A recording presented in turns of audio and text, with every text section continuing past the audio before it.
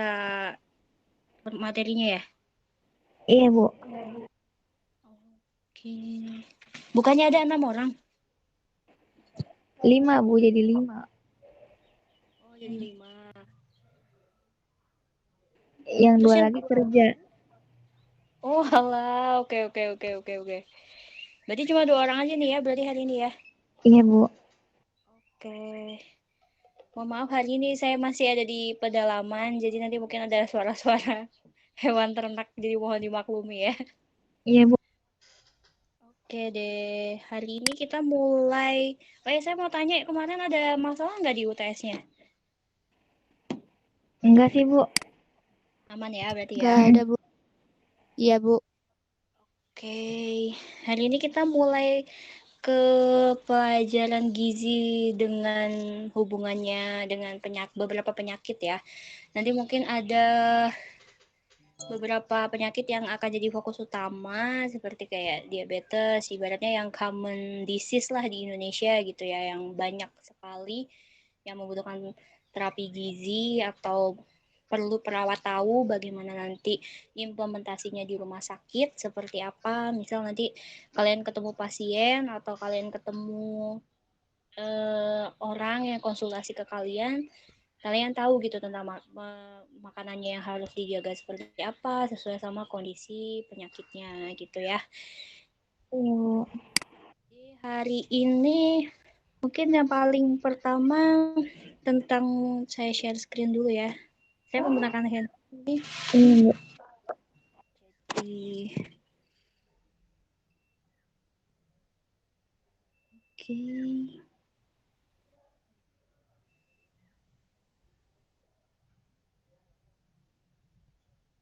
Jadi untuk penyakit pertama saya akan tentang asuhan gizi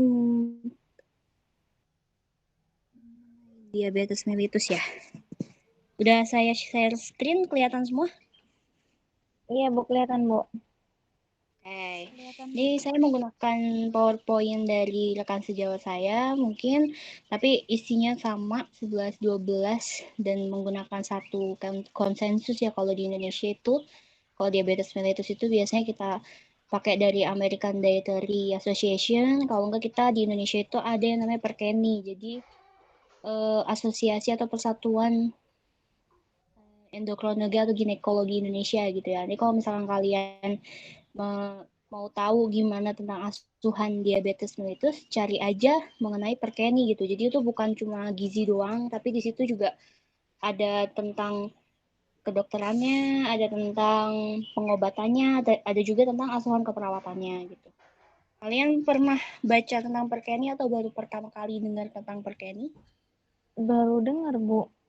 Baru dengar ya. Oke. Kemudian akan saya singgung sedikit mengenai penyakitnya. Sebenarnya sebelumnya udah belajar tentang beberapa penyakit atau sudah masuk ke patofisiologi atau baru anatomi fisiologi? Patofisiologi udah Bu di semester ini, semester 2. Semester ini juga ya patofisiologi ya? Iya, Bu. Sudah masuk ke beberapa penyakit atau baru metabolismenya aja?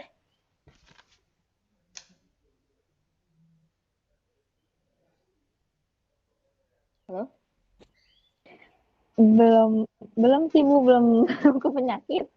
Oh, belum ke penyakit ya. Oke, berarti harus dari awal nih ya saya menjelaskan ya. Mungkin satu penyakit dulu deh ini tentang diabetes mellitus. Tapi sebenarnya sudah pernah dengar mengenai diabetes kan ya? Iya, Bu. Kita mulai aja. Yang pertama, nanti mungkin ini kalau dapat meneruskan adime, adime itu kan nanti lebih ke gizinya ya, lebih ke ahli gizi rumah sakit. Nanti kalian akan menemukan tentang SOAP ya kalau di keperawatan ya ada SOAP-nya ya. Sama aja kayak adime, tapi ini nanti dilengkap aja. Nanti mungkin PowerPoint-nya akan saya hapus beberapa sebelum saya share ke kalian. Nanti ingetin saya aja untuk nge-share PowerPoint-nya ke kalian ya. Iya, Bu. Nah, pertama apa sih itu DM gitu? Atau diabetes mellitus ya.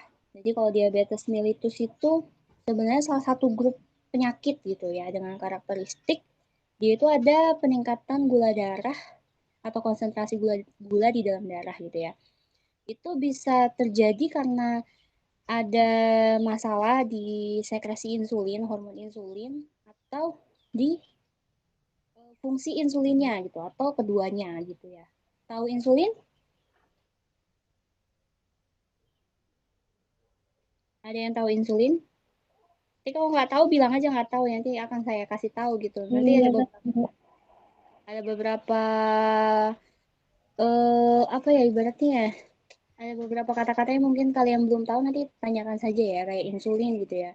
Insulin Iya, itu kan Bu. sebuah hormon gitu ya. Sebuah hormon yang memasukkan memasukkan gula ke dalam sel-sel tubuh kita gitu ya. Jadi gimana caranya nanti si hormon itu merangsang reseptor di dalam tubuh kita agar membuka atau mentransfus gula di dalam darah itu ke dalam sel-sel kita. Nah, itu dengan menggunakan insulin. Nah, di dalam orang dengan penyakit diabetes mellitus itu sekresi insulin. Maksudnya sekresi insulin itu kayak pembentukan insulin di dalam tubuh kita itu ada yang masalah atau enggak insulin itu sudah diproduksi tapi tidak dapat berfungsi gitu. Tahu insulin diproduksinya di mana? Enggak, Bu. Itu insulin itu diproduksi di pankreas kita ya. Atau pankreas? Tenggorokan ya? Pankreas itu semacam kelenjar yang ada di di belakang hati sama ada di samping lambung kita. Jadi kalian bisa cari ya pankreas itu ada di mana ya. Nanti mungkin ada juga. Dan nextnya aja. Nah ini pankreas. Ini ada lambung. Di baliknya itu ada namanya kelenjar pankreas gitu. Nah insulin itu diproduksi di sel betanya mereka. Jadi di pankreas itu ada yang namanya sel beta yang memproduksi si hormon insulin itu gitu. Nah, kan tadi kan saya sudah bilang diabetes itu ada ketika insulin itu susah disekresi atau susah dibentuk dari si pankreasnya atau sudah diproduksi tapi tidak dapat berfungsi atau bisa terjadi dua-duanya gitu di dalam satu penyakit gitu ya. Nah, itu akan ada hubungannya sama tipe-tipe diabetes itu. Sebenarnya kan kalau di Indonesia itu diabetes itu ada diabetes basah, ada diabetes kering. Pernah dengar nggak? Iya, Bu, pernah. Sebenarnya kalau diabetes basah sama kering itu bukan berhubungan sama tipe-tipe diabetes, cuma dia lebih ke manifestasi dari penyakitnya gitu ya. Kadang-kadang ada orang yang diabetes itu pasti di Indonesia terutama ya, pasti banyak gitu penderita diabetes yang mengalami luka gitu. Apalagi luka-luka di ujung-ujung saraf gitu. Biasanya itu akan ada yang namanya neuropati, nefropati, ada retinopati, tapi kebanyakan itu kalau kita hubungannya dengan diabetes basah kering, itu pasti dengan luka yang susah disembuhkan gitu ya kadang-kadang, atau bisa jadi kayak dekubitus, atau kalau di diabetes itu namanya apa ya? Saya lupa deh itu. Ada lagi bahasa kedokterannya yang luka di DM itu yang susah untuk disembuhkan. Gangren misalnya nggak, Bu? Kenapa? Gangren. Ya, gangreng itu udah paling akhir ya, tapi ada yang semacam ulkus tapi paling kecil gitu ya. Itu nanti ada lagi yang namanya apa saya lupa. Gangreng itu biasanya kalau udah parah banget itu pasti kebentuk gangreng juga gitu ya. Nah, itu kan nanti biasanya kalau sampai bernanah itu nanti orang Indonesia tuh disebutnya dengan diabetes basah gitu ya. Cuma kalau di kita di istilah medis itu nggak ada itu kalau misalkan diabetes basah, diabetes kering. Tapi mungkin itu bisa penyebutannya lebih ke manifestasi atau dampak ya yang disebabkan oleh si diabetes itu. Jadi kalau misalkan nanti lukanya bernanah, nanti orang Indonesia bilangnya diabetes basah. Kalau misalkan dia jadinya kurus, jadi dia jadi diabetes kering gitu ya. Padahal itu lebih ke manifestasi dari si penyakitnya itu gitu. Nah, sebenarnya kalau di diabetes itu kita klasifikasinya cuma ada dua gitu ya. Ada tiga ada yang gitu ya. Ada diabetes tipe satu, ada diabetes tipe 2, ada yang gestasional diabetes nanti. Jadi cuma diabetes yang terjadi ketika wanita hamil gitu ya. Tapi nanti akan menghilang ketika si ibu itu melahirkan gitu. Nah, nanti itu akan ada diabetesnya sendiri. Jadi gimana dia itu hiperglikemi tapi di masa itu disebut gestational diabetes ya. Nah, ini tadi lebih ke masalah insulin kan ya. Ada diabetes tipe 1, ada diabetes tipe 2. Nah, ini kita akan lebih fokus ke situ ya. Biasanya kalau gestational diabetes itu nanti mungkin jarang bukan jarang ditemui ya, tapi tidak terlalu menjadi fokus. Tapi fokus juga sih kalau misalkan nanti kalian menemukan ibu postpartum atau post-op, tapi ini lebih ke bagian VK gitu ya. Nah, jadi kalau misalkan tipe 1 diabetes itu kan tadi saya sudah singgung gitu ya. Antara si insulin itu sedikit diproduksi atau sudah diproduksi tapi dia tidak berfungsi gitu ya. Nah, kalau di diabetes tipe 1 itu penyebabnya itu masih asimptomatik gitu ya. Jadi nggak ngerti itu sampai sekarang itu masih menjadi perdebatan itu masalahnya di mana. Tapi dilihat dari keseluruhan sepertinya masalah genetik gitu. Makanya kebanyakan itu kalau misalkan DM tipe 1 ini menyerang di anak-anak yang kurang manusia dewasa yang kurang dari 20 tahun gitu ya. Jadi masih muda atau anak-anak itu sudah terkena diabetes gitu ya. Nah, biasanya itu mereka diserang ke diabetes tipe 1. Jadi gimana sih sel pankreasnya itu atau sel beta pankreasnya itu sedikit memproduksi insulin gitu. Jadi insulinnya itu emang sudah sedikit dulu. Makanya ketika ada gula, jadi gini ya kawan-kawan ya. Jadi kita balik lagi ke metabolisme ya. Jadi ketika kita makan itu kan kita diolah gitu ya, apalagi karbohidrat ya, diolah di lambung kita gitu. Nah, di lambung kita itu nanti akan masuk ke atau diserap ke pembuluh darah. Nah, dari pembuluh darah itu, fungsinya insulin itu beraksi di pembuluh darah itu. Jadi gimana nanti sel beta pankreasnya itu memproduksi insulin yang nantinya akan dimasukkan ke dalam akan dimasukkan ke pembuluh darah. Nah, fungsinya itu di pembuluh darah memasukkan si gula itu ke dalam sel-sel tubuh kita gitu. Jadi gula itu nggak langsung masuk ke sel-sel tubuh. Jadi gimana caranya si insulin itu memasukkan gula di dalam darah yang sudah diasup melalui sistem pencernaan kita ke dalam seluruh tubuh gitu ya. Jadi awal mulanya itu di pembuluh darah gitu. Nah, kalau di tipe 1 itu, nanti kalian bisa lihat nih ya di gambarnya ya. Itu ada hijau, ada glukosanya. Terus biru itu reseptor. Reseptor itu maksudnya, jadi nanti tubuh itu mengirim sinyal ke dalam otak gitu. Kalau misalkan mereka membutuhkan gula gitu kan. Nah, akhirnya nanti sel beta pankreas itu mengusulkan kalau si insulin itu ibaratnya ngasih perintah ke insulin untuk memasukkan gula ke dalam sel-sel darah gitu. Nah, si insulin itu ibaratnya memberi perintah nih atau memberi tugas gitu, bukan tugas nih, memberi perintah si reseptor tolong buka si sel tubuh, gue mau masukin gula nih ke dalam sel tubuh gitu. Nah, tapi kalau misalkan di DM tipe 1, si insulinnya tuh sedikit. Nah, insulinnya sedikit itu dia ngasih sinyal ke reseptor itu nggak kedengeran ibaratnya kayak gitu. Jadi si glukosanya tuh nggak bisa masuk gitu. Karena apa? Insulinnya terlalu sedikit, si reseptor dipanggil-panggil buat masukin gula ke dalam tubuh itu nggak nyambung gitu. Makanya akhirnya kadar gula di dalam tubuhnya banyak gitu. Padahal tubuh kita sudah merangsang gitu. Oh, gue butuh gula nih, gue butuh gula. Yang akhirnya dari sistem pencernaan pun juga sudah mengabsorb nih. Ibaratnya absorb itu di bahasa Indonesianya apa ya? Yang mengabsorpsi gula itu ke dalam pembuluh darah itu banyak gitu kan. Akhirnya juga nggak bisa masuk ke dalam sel gitu. Intinya gitu kalau di tipe ke diabetes tipe 1 gitu. Jadi udah kekurangan insulin dulu, makanya gula di dalam darah itu jadi tinggi gitu. Nah, beda lagi di DM tipe 2.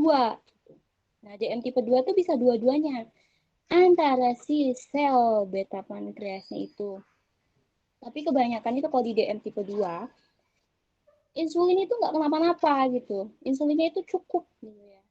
Cuma si reseptornya ini atau resistensi insulinnya ini gitu. Jadi ibaratnya antara si insulinnya itu yang tidak memberi perintah atau reseptornya yang tidak mengerti gitu, atau ibaratnya kalau bahasa kasar itu budek ya. Jadi kalau insulinnya udah manggil-manggil nih, reseptor tolong dong saya mau masukin gula nih ke dalam tubuh gitu, itu kayak reseptornya nggak merespon gitu. Nah itu disebut dengan resistensi insulin. Jadi kadar insulin sebenarnya cukup atau malah banyak gitu, cuma dia nggak mampu nih buat masukin si gulanya ke dalam tubuh gitu. Makanya kebanyakan DM tipe 2 itu lebih ke orang-orang dewasa, dan biasanya faktor resikonya itu mulai ada itu ketika sudah di atas 30 tahun. Beda sama yang DM tipe 1 ya, ibaratnya sudah genetik gitu ya. Kebanyakan genetik, cuma kan kita masih asimptomatik ya.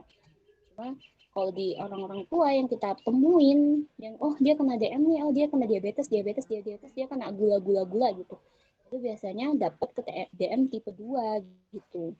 Jadi gimana dari awal dia sehat, insulinnya bagus gitu. Tapi lama-kelamaan karena mungkin lifestyle yang kurang bagus atau memang sedentary lifestyle-nya yang seperti itu gitu ya, akhirnya merusak sih insulinnya gitu. Jadi sebenarnya insulinnya nggak kenapa-napa gitu. Produksinya pun juga bagus gitu ya. Tapi karena memang terjadi ada stres oksidatif, ada inflamasi gitu-gitu, dan banyak resikonya lagi gitu, akhirnya si insulin itu tidak bekerja dengan baik gitu, dan akhirnya gula darah di dalam tubuh itu tidak bisa masuk gitu ya ke dalam tubuh gitu ya. Nah ini bisa dilihat ya, the human insulin. Insulinnya itu yang warna biru-biru ini ya, glukosanya itu yang warna hijau gitu ya. Yuk ditemani dengan ayam ya teman-teman. Iya, Bu. Jadi nanti kalian bisa lihat itu di reseptornya yang warnanya biru itu ya. Jadi kayak ibaratnya insulin itu ngasih perintah dulu nih ke reseptor. Nah nanti reseptor itu membuka jalan ke dalam sel supaya glukos itu masuk. Ibaratnya di sel di gambar itu begini ya contohnya ya. Lebih kalian bisa pahami kan ya, itu kan. Jadi itu setiap sel itu punya reseptor insulin yang bisa, ibaratnya insulinnya itu kayak reseptor buka pintu aku mau masukin glukosa gitu kan. Nah, tapi kalau di DM tipe 2 tuh insulinnya tuh udah ngasih reseptor, udah ngasih perintah nih reseptor buka dong buka gitu. Cuma tuh kayak gimana ya, antara insulinnya yang tidak dapat memberikan perintah atau si reseptornya yang ibaratnya tidak mau diperintah atau malah tidak mengerti perintah itu. Makanya kita sebut dengan resistensi insulin gitu. Nah, biasanya kalau misalkan di DM tipe 2 biasanya kayak gitu. Dan insulinnya itu rusak berjalannya dengan waktu. Makanya kebanyakan itu kalau kalian tahu, orang-orang tua yang menderita dengan diabetes itu ke DM tipe 2 gitu. Nah, kalau kalian melihat si anak gitu 7 tahun, 8 tahun sudah cuci darah karena diabetes gitu ya, itu biasanya dia lebih ke DM tipe 1 gitu. Mengerti nggak sampai sini penjelasan saya gitu ya? Iya, Bu, ngerti, Bu. Yang patofisiologi yang nanti akan kalian pelajari lebih baik lagi, nanti juga akan ada asuhan keperawatan mengenai diabetes juga mungkin nanti ya, saya kurang ngerti kalau di keperawatannya gitu. Nah lanjut. Jadi itu ya, jadi dari lambung absorpsi itu semacam diserap ya. Jadi nanti ada beda lagi dengan antara darah ke sel, tapi kalau penyerapan itu nanti ada yang namanya membran semi permeable. Nah itu nanti lebih metabolisme lebih ruwet lagi, mungkin kalian akan dijelaskan ke metabolisme ya kalau masalah itu ya, anatomi fisiologi sih sebenarnya kalau itu. Kita bisa lanjut ya. Ini gejala diabetes, pernah atau punya kenalan atau saudara sendiri yang mengalami diabetes gitu, terus kalian masuk ke kesehatan sudah ditanya-tanya, itu tolong dong ini kenapa gitu nggak? Belum, Bu. Enggak, maksudnya enggak punya. Oh nggak punya ya, Ada alhamdulillah. tapi udah meninggal. Oke, jadi klasik sih sebenarnya diabetes itu gejalanya. Pasti semua penderita diabetes tuh antara 1 sampai beberapa halnya tuh pasti ke gimana ya, ada di mereka gitu ya. Ini kalau yang paling paling awam di umum di Indonesia tuh kayak semacam kencing di malam hari gitu ya biasanya. Nah, sebenarnya tuh gejala klasik pertamanya itu 3 ini yang sebenarnya, poliuri, polidipsi, polifagi gitu. Nanti akan ada juga beberapa orang yang berat badannya turun atau tenaganya menurun jadi lemes gitu ya. Jadi nanti masuknya ke mana ya? Oh, mungkin ada sih di nanti ya. Akan saya jelaskan di slide berikutnya gitu kan. Nanti kalau misalkan poliuri itu ada uri ya, masuk ke urin gitu. Jadi dia akan pipis terus gitu ya, atau buang air terus, buang air kecil terus gitu. Jadi ada polidipsi, jadi dia lapar terus. Jadi yang tadi saya bilang, jadi ibaratnya tuh tektok gitu ya, kalau di tubuh kita tuh complicated, cuma bahasa enaknya itu kalau kita lapar, ibaratnya tuh sel sel di dalam tubuh kita kurang gula, yang akhirnya memberikan sinyal nih ke otak, gue lapar gitu ya. Oke, nanti aku suruh insulin nih buat masukin gula darah ke dalam sel gitu. Oke gitu. Tektok aja udah gitu, lapar, terus dari otak ngasih perintah ke insulin, insulin ngasih perintah ke sel buat masukin gula gitu. Nah, sekarang gula darah di dalam tubuh itu banyak, cuma nggak dimasuk-masukin. Akhirnya apa yang terjadi? Ya, tubuh akan merangsang, oh gue masih lapar nih, gue masih lapar gitu. Ya, akhirnya penderita diabetes tuh ya udah makan terus gitu. Padahal gula di dalam tubuh itu banyak gitu. Gula darah di dalam tubuh itu banyak, cuma nggak bisa masuk ke sel. Cuma sel itu pasti kayak, gue tetap lapar gitu. Misalnya, kebanyakan di orang diabetes itu kan polidipsi gitu, atau makan terus. Padahal sebenarnya gula dalam tubuhnya banyak gitu. Nanti, kebalik temannya, polidipsi itu minum terusnya itu yang tadi saya jelasin itu polifagi ya, fagi. Jadi kayak dari fagositosis ya. Itu artinya gitu. Jadi sama gitu kayak karena terjadi semacam apa ya kalau di bahasa Indonesianya ya. Jadi ketika gula darah di dalam tubuh itu banyak, akhirnya tuh terjadi ketidakseimbangan osmotik gitu. Jadi uh, kalian pernah apalagi yang SMA jurusan IPA ya, pernah ada tekanan Pernah Bu, osmotik tapi nggak tuh? lupa Kalian pernah pas ada tekanan belajar. osmotik nggak? Ingat ya. Jadi bahasa simpelnya itu ketika ada konsentrasi yang terlalu pekat, terus ada konsentrasi yang normal, kebanyakan itu eh, kayak semacam perpindahan atau ketarik gitu ya. Dimana kalau misalkan di sini, kalau di dalam tubuh kita ya, misal sel darahnya itu di sel-sel tubuh, bukan sel darah ya. Di sel-sel tubuh itu airnya cenderung cenderung bening ibaratnya gitu ya. Nah, sedangkan yang ada di darah pekat gitu ya. Jadi akhirnya tekanan osmotiknya tidak seimbang nih. Akhirnya kayak ditarik gitu. Cairannya dari sel itu masuk ke dalam sel darah gitu. Nah, makanya kayak sel lagi, jatuhnya ke sel lagi nih gitu. Yang tadinya sel kurang gula darah, akhirnya dia merasa lapar, akhirnya polifagi. Nah, ini selnya kurang air juga.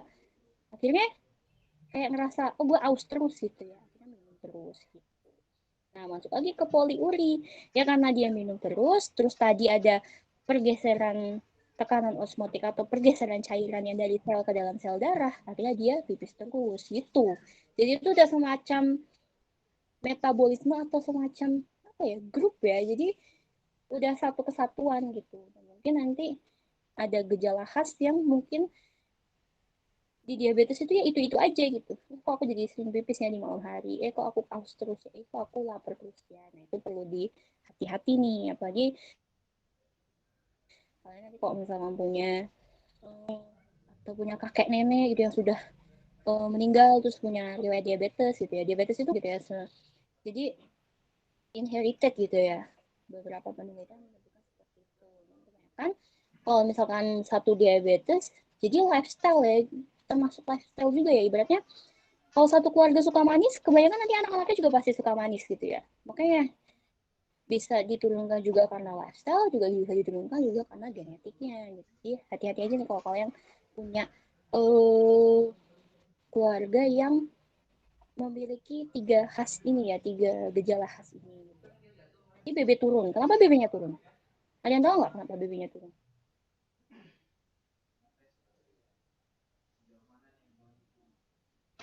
Pas ya. Oke, pas. Lanjut ya. Kenapa BB-nya turun gitu ya? Balik lagi nih ke selnya lagi ya.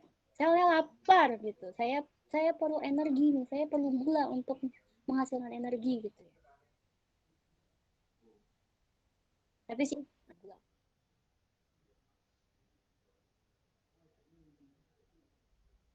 Memberikan perintah nih ke otak yang tadinya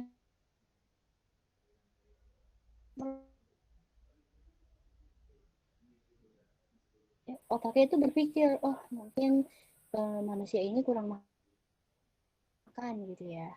Jadi saya cari gulanya bukan dari makanan, jangan dari rasa lapar aja.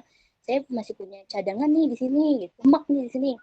Jadi jadi membentuk glukosa yang bukan dari karbohidrat atau kita ibaratnya katabolismenya gitu ya.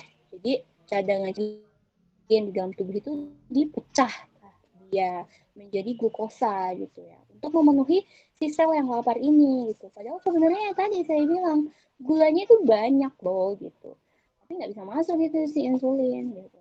Akhirnya BB-nya turun karena itu ada proses katabolisme di situ. Akhirnya tubuh itu merombak semua cadangan energinya mereka gitu. Akhirnya ada BB turun. Tenaga menurun atau lemas? Ya pasti. Selnya itu nggak ada gula ke dalam tubuh, yang nggak bisa memproduksi energi, lemaslah dia gitu. Sampai sini paham ya? Paham, Bu. Paham, Bu. Bisa lanjut. Wah, ini nggak kelihatan ya. Nah, nanti yang tadi kan lebih ke gejala klinisnya ya. Gejala klinisnya itu seperti itu. Sebentar ya teman-teman. Iya, Bu.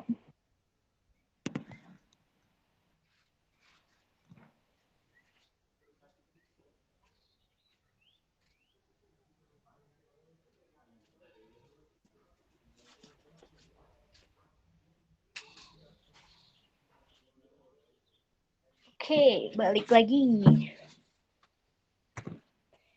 Jadi tadi kan kita sudah membahas tentang gejala klinik. Nah, sekarang gejala kita lihat di bukan gejala sih jatuhnya tanda-tanda atau gejala, tapi gejala klasik sih nih ya disebutnya ya di sini ya. Jadi hasil labnya ini pasti kalau masalah gula darah pasti ceknya juga kadar gula darah di dalam tubuh kita ya. Ada yang gampangnya itu pakai alat yang cepat itu, yang rapid, yang tinggal di jarum itu yang auto check ya itu namanya ya biasanya alatnya. Terus mungkin ada juga yang dari serum, ada juga nanti yang paling bagus untuk diabetes itu ada lagi yang namanya HbA1c. Nah, biasanya yang kalian sering lihat itu cuma strip test itu ya, rapid testnya itu ya, dari tetes di ujung jari itu ya. Maksudnya gula darah sewaktu itu kan, jadi dia nggak perlu puasa dulu atau dia nggak perlu kita buat sedemikian rupa, jadi langsung aja. Jadi sesaat hari itu juga atau pas waktu makan terakhirnya gitu. Jadi dia nggak puasa dulu kita cek gitu. Nah kalau misalkan kadarnya lebih dari 200 miligram per desiliter itu bisa kita katakan sebagai diabetes. Tapi ini nanti yang mendiagnosis mengenai diabetes itu nanti lebih ke dokternya ya teman-teman. Nanti perawat hanya mengikuti diagnosis dari dokternya gitu, dan kalian nanti akan mungkin di diagnosisnya ada diagnosis tersendiri ya, mungkin ada laboratoriumnya yang tidak bagus, atau kalau di diagnosis perawat saya kurang mengerti ya, tapi mungkin beberapa akan kalian pelajari nanti di asuhan keperawatannya gitu ya. Nanti ada juga yang gejala DM-nya itu gula darah itu postprandial gitu ya, atau 2 jam setelah makan gitu ya. Ini nggak kelihatan warnanya putih, tapi ini kalau misalkan kalian misal habis makan atau kalian sudah makan lebih dari 2 jam tapi kurang dari 8 Bu, jam gitu ya. presentasinya nggak ada, Oh, nggak nggak ada ya? muncul. Iya, Bu. Wait. Layarnya hitam. Oh, hitam kah? Sebentar.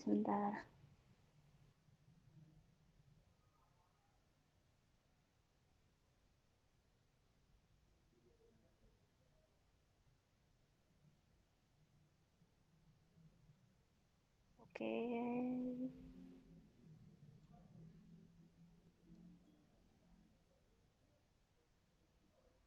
Udah ada lagi belum? Ada, Bu. Ada ya. Oke, maaf. Tadi kayaknya mati deh. Sip. Udah ada lagi? Ada, Bu. Nah, tadi kan gula darah sewaktu, dia nggak perlu sarapan, dia nggak perlu, oh apa dia habis makan gitu ya, habis makan banget gitu ya, lebih dari 200.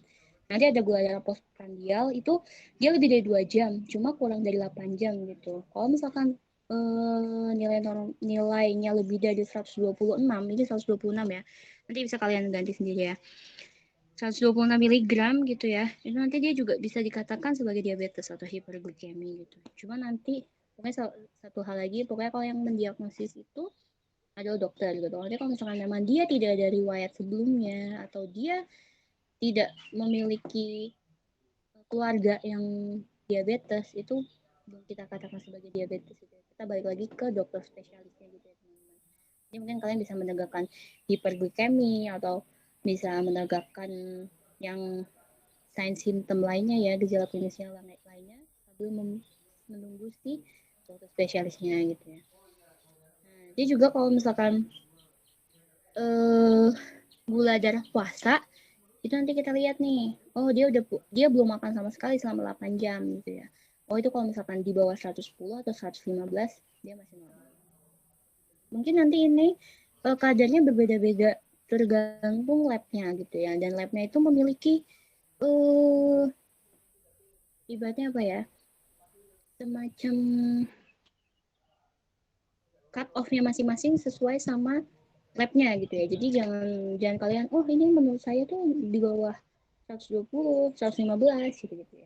Cuma kalau yang umumnya itu pasti kalau gula darah sewaktunya atau pas diceknya itu di bawah 200, itu kebanyakan sih seperti itu. Cuma kalau yang puasa ini nih kadang-kadang berbeda, ada yang di bawah 110, 115 atau 126 itu masih terbilang normal gitu ya. Itu tergantung beberapa labnya gitu. Jadi kita ngikutin aja gitu ya. Nanti kan ini tadi saya bilang ya, ada diagnosisnya itu hiperglikemi atau diabetes. Mungkin kalau misalkan kadar gula darah itu kan emang kita cek gula darah ketika di saat itu aja gitu. Kalau misalkan yang lebih sensitif lagi, itu nanti kita ceknya dengan HbA1c gitu. Apa pernah dengar nggak pemeriksaan HbA1c? Atau gula itu pasti cuma kayak ya udahlah kadar gula dalam tubuh aja gitu yang kita cek. Pernah dengar nggak HbA1c apa? Enggak. Belum pernah ya. Nah, nanti kalau misalkan kalian nih mau pastiin, kan kalau tadi kan saya bilang kalau gula darah itu belum tentu gitu ya menyebutkan kalau seseorang itu diabetes gitu ya. Tapi kalau HbA1c ini dia tuh sudah semacam eh, valid ya untuk penegakan diabetes gitu. Nah, biasanya kalau dokter-dokter spesialis pun juga menggunakan hal ini gitu atau pengecekan ini. Kalau orang itu pasti diabetes gitu. Kalau misalkan kadar lebih dari 6,5, dia itu pasti udah diabetes nih. Kenapa sih bisa kayak gitu? Apa sih bedanya sama gula darah biasa? Kalau gula darah biasa, misal, oh dia hari apa sih namanya, habis makannya ini gitu ya.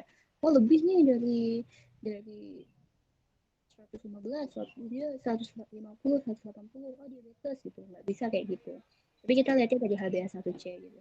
Makanya kadang-kadang ada yang dokter spesialis itu menegakkannya itu juga hiperglikemi gitu ya. Kadang-kadang juga ada yang hiperglikemi, jadi bukan diabetes. Kenapa sih bisa menegakkan hiperglikemi? Kenapa nggak diabetes aja langsung gitu? Ya karena HbA1c-nya gitu. HbA1c masih normal gitu. Jadi kita nggak bisa nih menegakkan diabetes gitu. Tadi cuma hiperglikemi sesaat. Dan benar setelah 1 bulan kita cek lagi, oh dia normal lagi gitu. Oh berarti memang benar hiperglikemi. Tapi kenapa bisa kayak gitu? Jadi HbA1c itu hemoglobin A1c gitu ya. Apa sih hemoglobin? Pernah dengar hemoglobin nggak? Pernah lah ya dengan hemoglobin lah ya. Kalau hemoglobin itu kan yang bikin darah warnanya merah itu Hb ya. Hb atau di keping darah gitu ya. Warna merah gitu kan ada Hb-nya. Hb-nya itu kan yang ngangkut oksigen tuh ya. Nah, kadang-kadang eh gula, misal kita makan nih, makan yang mengandung gula masuk ke dalam aliran darah. Itu tuh nyangkut juga gitu ke dalam Hb-nya gitu, ibaratnya nempel di Hb-nya itu gitu ya. Makanya disebut dengan HbA1c atau Hb yang kadang-kadang tuh nyangkut di gula darah yang nyangkut di dalam Hb-nya gitu ya. Hemoglobin itu kan ada di sel darah merah. Sel darah merah itu umurnya itu kurang lebih berapa hari? Yang tahu? Khas juga lagi. Oke, jadi sel darah merah itu kan umurnya 120 hari gitu ya. Atau 3 bulan sampai 4 bulan gitu ya. Makanya Hb itu mengikuti umur si sel darah merah itu 3 sampai 4 bulan. Akhirnya kita itu apa? Kita itu bukan kita ya jadinya kada HbA1c itu mengimplementasikan kayak melihat si cadangan gula dalam darah itu 3 sampai 4 bulan yang lalu gitu. Jadi bukan beda dengan kadar gula darah harian yang tadi kita cek. Oh, kita makan kadar gula darah kita tinggi. Tapi kalau HbA1c itu simpenan ya, jadinya monitoring. Pokoknya simpenan gula atau kadar gula darah selama 3 sampai 4 bulan yang lalu itu tergambar di HbA1c itu gitu. Makanya kebanyakan dokter spesialis itu menegakkan diabetes itu menggunakan HbA1c itu, teman-teman. Ngerti nggak sampai sini? Ya ada belum fotonya. Masih masih pada itu kan masih pada ngeliatin. Iya, Bu. Jadi HbA1c itu ibaratnya cadangan, simpenan, atau bukan cadangan juga ya. Kalau cadangan itu kan jatuhnya kayak semacam besi. Itu cadangannya ferritin. Kalau HbA1c itu apa sih bahasa Indonesianya ya kalau di sini ya bilangnya ya. Kayak memperlihatkan lah ya, memperlihatkan kondisi. Nah, memperlihatkan kondisi gula darah selama 3 sampai 4 bulan yang lalu gitu. Karena si HbA1c itu umurnya 120 hari itu gitu. Oh, hilang lagi nggak nih presentasinya? Iya, Bu. Wait.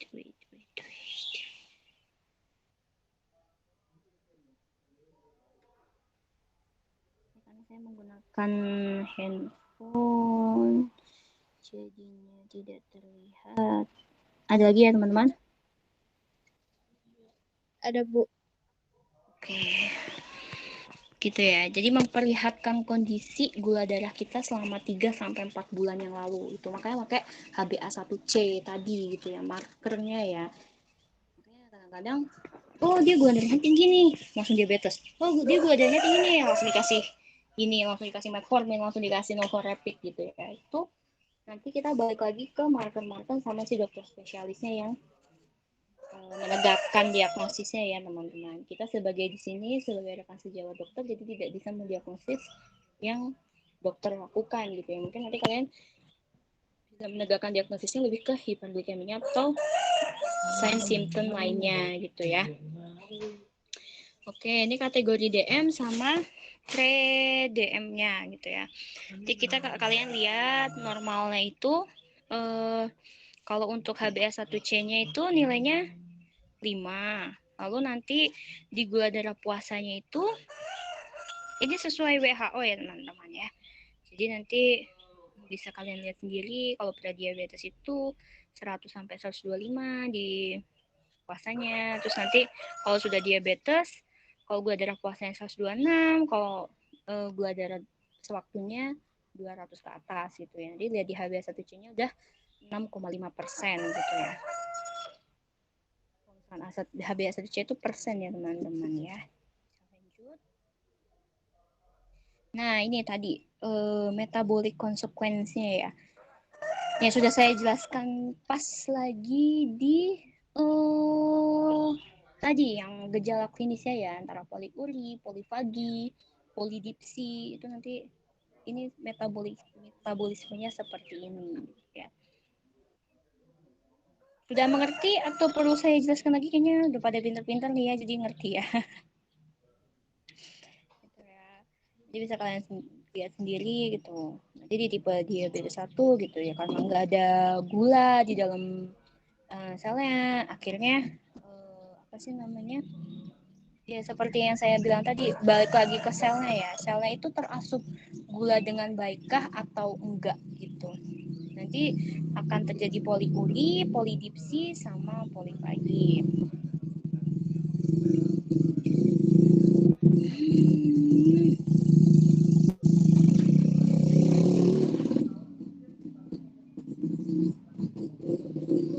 Ya, maaf ada sedikit iklan ya teman-teman.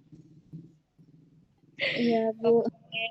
Nah, mungkin yang belum saya jelaskan ini diabetik asidosis ya. Jadi diabetik asidosis itu pernah nggak sih?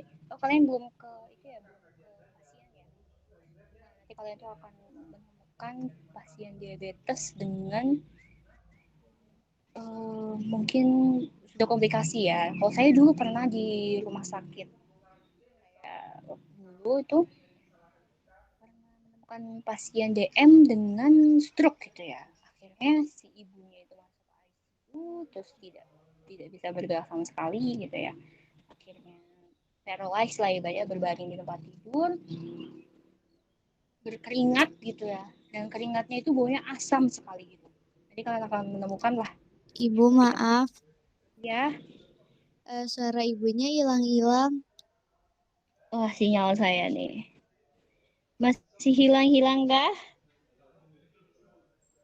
Halo? Bisa Udah lanjut? enggak, Bu? Bisa, Bu. Udah enggak ya? Oke. Nah, nanti kalian menemukan nih pasien diabetes yang dengan komplikasi yang sudah komplikasi banget gitu ya. Sampai kalian itu mencium bau keringatnya itu asam gitu. Nah, nanti kondisi itu tuh biasanya disebut dengan diabetic acidosis gitu ya. Jadi gimana sudah gula darahnya tinggi dan apa ya? Jadi kondisi gula di dalam tubuhnya itu atau kondisi darah di dalam tubuhnya itu asam gitu atau acidosis gitu ya. Jadi kenapa sih bisa terjadi? Jadi balik lagi ke yang sebelumnya saya jelaskan gitu ya. Karena si selnya itu lapar dan selnya itu menganggap kalau kita tidak bisa makan, akhirnya mereka melakukan katabolisme atau merombak simpanan-simpanan di dalam tubuh dengan ibaratnya satulah simpanan di dalam tubuh pasti lemak gitu ya. Akhirnya melakukan katabolisme lemak menjadi gula gitu ya. Nah, proses katabolisme itu lemak menjadi gula itu memiliki efek samping gitu ya teman-teman ya. Efek sampingnya itu nanti kalian bisa belajar di metabolisme lemak ya. Kalau misalkan metabolisme lemak menjadi gula itu ada yang namanya benda sampingannya gitu, atau proses atau hasil sampingan gitu ya selain gula. Itu disebut dengan benda keton gitu ya. Nah, benda keton ini juga dilepasnya itu di dalam darah gitu. Nah, jika proses katabolismenya itu semakin banyak, terus iya gula dalam tubuhnya itu juga diproduksinya banyak, tapi hasil sampingnya itu yang berbentuk benda keton itu juga banyak gitu.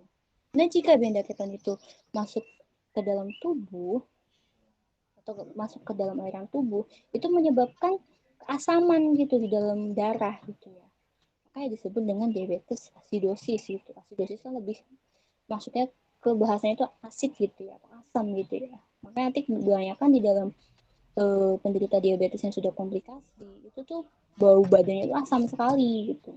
Nanti kalian akan menemukan di praktek kalian gitu ya.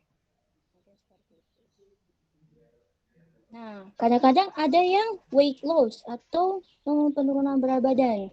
Tapi juga ada nih beberapa orang yang kena diabetes malah weight gain atau peningkatan berat badan gitu ya. Itu kenapa bisa kayak gitu? Ya, kadang-kadang di tipe 2 ya itu yang biasanya ada gemukan ya orang-orang ketika kena diabetes. Tapi itu jarang sekali terjadi gitu kan ya. Itu lebih ke rasa poli paginya itu. Jadi dia makan terus. Tapi sebenarnya masih ada beberapa mungkin dia penderita diabetes yang tidak terlalu kronis atau tidak terlalu komplikasi. Akhirnya sebenarnya sel darah tubuhnya masih sedikit-sedikit bisa sedikit masuk gitu ya. Tapi dia lapar terus nih, akhirnya polifagi lah dia makan, yang akhirnya menyebabkan peningkatan berat badan juga gitu ya. Tapi ini jarang sekali terjadi ya, memang kebanyakan kalau di penderita diabetes pasti jadinya weight loss gitu. Ya, kadang-kadang ada yang dia obesitas gitu ya, tiba-tiba kena diabetes akhirnya dia weight loss gitu, akhirnya jadi kurus gitu. Ya, kalau polifagi tadi sudah saya jelaskan, poliodi juga sudah saya jelaskan, gitu ya, lebih ke tekanan osmotik gitu ya. Terus lanjut. Nah, ini manajemennya apa sih? Oh, ini saya perlu jelaskan ya. Komplikasi di DM tipe 2 gitu. Nah, ini lebih ke komplikasi pertama itu ada di pasti di yang berhubungan dengan pembuluh darah gitu. Karena ya baik lagi ya, ini peningkatan gula di dalam darah gitu. Pasti nanti komplikasinya tuh nggak jauh-jauh dari lingkup peredaran darah gitu ya. Yang pertama, apalagi kalau kalau makrovaskular mungkin eh, nanti kaitannya dengan banyak hal gitu ya. Bisa terjadi diabetes terus ditambah dengan dislipidemia, nanti dia akan ada mungkin penyumbatan di pembuluh darah besar. Tapi kebanyakan nanti di diabetes itu komplikasinya di mikrovaskulernya gitu. Jadi di jaring di pembuluh-pembuluh darah kecil di ujung-ujung saraf gitu ya, atau di ujung-ujung tubuh gitu ya. Itu biasanya kita sebut dengan mikrovaskuler.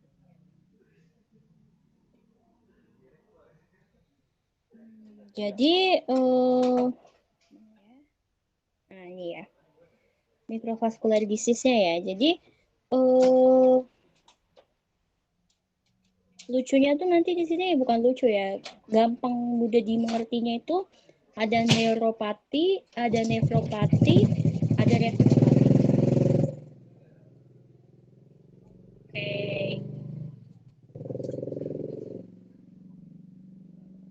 maaf ada iklan lagi.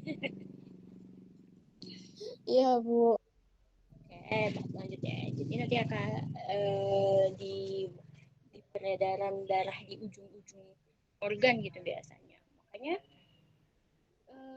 ada 3 biasanya nih. Neuropati, nefropati, ada retinopati. Jadi kalau kalian lebih teliti tentang anatomi fisiologi, gampangnya ya, ada neuron, ada nefron, ada retino gitu. Itu pasti kalau misalkan di medis itu udah paling ngerti lah. Makanya kalian keperawatan pasti suruh menghafal bahasa-bahasa medis ya, ibaratnya kayak jari tangan itu gigi, terus jantung dan pembuluh darah itu kardiovaskular gitu ya. Jadi sama aja kayak yang ada di bahasanya sini gitu ya. Kalau neuropati, neuron berhubungan dengan saraf gitu ya. Nah, nanti di sini tuh kayak semacam ulcerasi di dalam kaki gitu ya. Jadi neuropati itu pernah dengar nggak kalau misalkan pasien diabetes itu kakinya kebas atau lama-lama kakinya nggak kerasa gitu ya. Nah itu nanti disebut dengan neuropati gitu. Yang akhirnya kalau terjadi luka, dia sebenarnya nggak ngerasa sakit gitu ya. Akhirnya sampai busuk, sampai ulkus, sampai akhirnya menyebabkan amputasi gitu ya. Atau disebut dengan diabetes basah tadi ya. Itu karena sudah terjadi neuropati. Jadi sebenarnya tuh udah kerusakan pembuluh darah yang ada di ujung-ujung bagian tubuh gitu ya. Nah, kalau di ujung-ujung bagian tubuhnya itu lebih ke kaki atau ke tangan gitu ya. Biasanya itu menyebabkan ulkus gitu. Karena memang apa ya, gula darah ya, ibaratnya vaskular, udah sampai kemana-mana, efeknya pun juga akan kemana-mana gitu. Makanya kalau misalkan terjadi peningkatan gula darah yang akhirnya jadi kental lah ibaratnya darahnya itu, yang tadinya seharusnya gula darah tidak sebanyak itu tapi sebanyak itu, akhirnya menjadi ibaratnya kalau di air itu sadah ya, pernah lihat air sadah nggak tuh, jadi nggak jernih gitu ya, jadi terlalu banyak partikel di dalamnya, akhirnya menyebabkan pembuluh-pembuluh darah itu menjadi kaku, tidak lentur lagi gitu, atau beberapa kerusakan jaringan gitu ya, akhirnya termasuknya neuropati gitu, yang tadinya jadi nggak kerasa gitu di ujung-ujung kakinya, sel-sel saraf di ujung di jaringan-jaringan perifer itu nggak kerasa gitu, kayak jadi ulkus gitu. Nah, kebanyakan kok pasien diabetes tuh kalau kita ngeliatin lukanya aja ngerasa sakit banget gitu ya, tapi sebenarnya mereka nggak kerasa gitu, tidak merasakan karena sudah mati jaringan gitu, sudah mati sarafnya gitu. Karena kita pun kalau misalnya ketusuk jarum, buat misal kita lagi pakai kerudung ya, ketusuk jarum aja sakit gitu ya. Tapi kalau di diabetes itu kok sudah terjadi ulkus, itu sama sekali nggak kerasa mereka gitu. Nah nanti ada lagi nih nefropati. Nefron berhubungan dengan ginjal gitu ya, jaringan ginjal gitu kan. Nah, di nefron itu pasti ginjal itu dilewati oleh vaskular gitu ya, pembuluh darah. Ya pastilah orang ibaratnya tempat nyarinya darah gitu kan. Nah, kebanyakan kan kalau misalkan pasien diabetes pasti dibarengi dengan gagal ginjal gitu. Oh, dia awalnya diabetes, tapi lama-lama cuci darah gitu ya. Baik lagi gitu, yang tadinya seharusnya dia cuma nyaring hal-hal yang tidak terlalu jernih, ibaratnya kita nyaring nyaring air jernih sama nyaring yang kopi kan beda gitu ya. Akhirnya si ginjal itu bekerja dengan keras, ginjal itu bekerja dengan tidak sewajarnya, akhirnya merusak jaringannya juga gitu ya. Akhirnya loss lah tuh itu jarinya. Akhirnya di urinnya kalau dicek itu di urinnya ada proteinnya gitu. Nah, seharusnya protein itu tidak ada di urin gitu ya.